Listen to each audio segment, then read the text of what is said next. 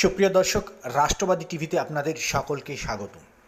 আরজিকর হাসপাতালের ঘটনায় তথ্য প্রমাণ লোপাট এবং তদন্তে গাফিলতির অভিযোগে সিবিআইয়ের তদন্ত প্রক্রিয়া ফের আরও একবার জোরদার করা হয়েছে।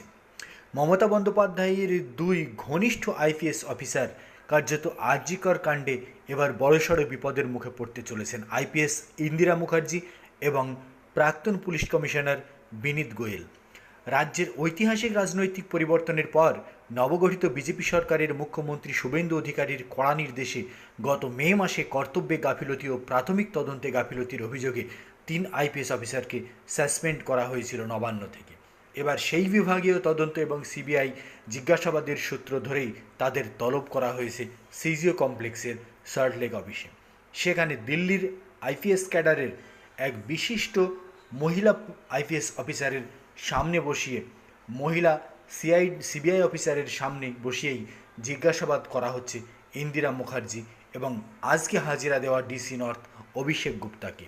কিন্তু আজকে হাজিরা এখনও পর্যন্ত দেননি বিনীত গোয়েল।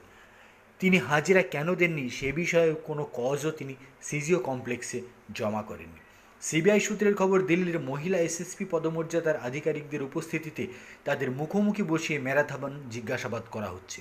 তবে সিবিআইয়ের প্রথম দফার এই তলবে কলকাতার প্রাক্তন কমিশনার বিনীত গোয়েল এখনও উপস্থিত হননি। সিবিআই এবং বিভাগীয় তদন্তের আইনি সূত্র অনুযায়ী তৎকালীন এই পুলিশ কর্তাদের মূলত 3টি প্রধান বিষয়ে জিজ্ঞাসাবাদ করা হচ্ছে। এক, ঘটনাস্থলে সুরক্ষার গাফিলতি এবং ঘটনার রাতে ক্রাইম সিন সুরক্ষিত না রেখে ক্রাইম সিনের বিশেষ একটি অংশ কার নির্দেশে ভাঙা হয়েছিল। 2, পরিবারকে প্রভাবিত করার চেষ্টা, নির্যাতিতার পরিবারকে কোনোভাবে প্রভাবিত করার বা টাকা দেওয়ার চেষ্টা হয়েছিল কিনা, যদি হয়ে থাকে কার নির্দেশে হয়েছে। 3 নম্বর প্রশ্ন, অনুমতিহীন প্রেস মিট, ঊর্ধ্বতন কর্তৃপক্ষের উপযুক্ত অনুমতি ছাড়া তড়িঘড়ি সাংবাদিক বৈঠক করার নেপথ্যে কি প্রশাসনিক অন্য কোনো উদ্দেশ্য ছিল? এই তলব ও জিজ্ঞাসাবাদ প্রসঙ্গে এদিন সরাসরি সিবিআইয়ের বিশেষ গোয়েন্দা আধিকারিক স্পষ্ট জানিয়ে দিয়েছেন, আরজিকর কাণ্ডে গাফিলতিতে যুক্ত কোনো পুলিশ কর্তা থেকে শুরু করে স্বনামধন্য কোনো রাজনৈতিক নেতা হলেও কাউকেই ছাড় দেওয়া হবে।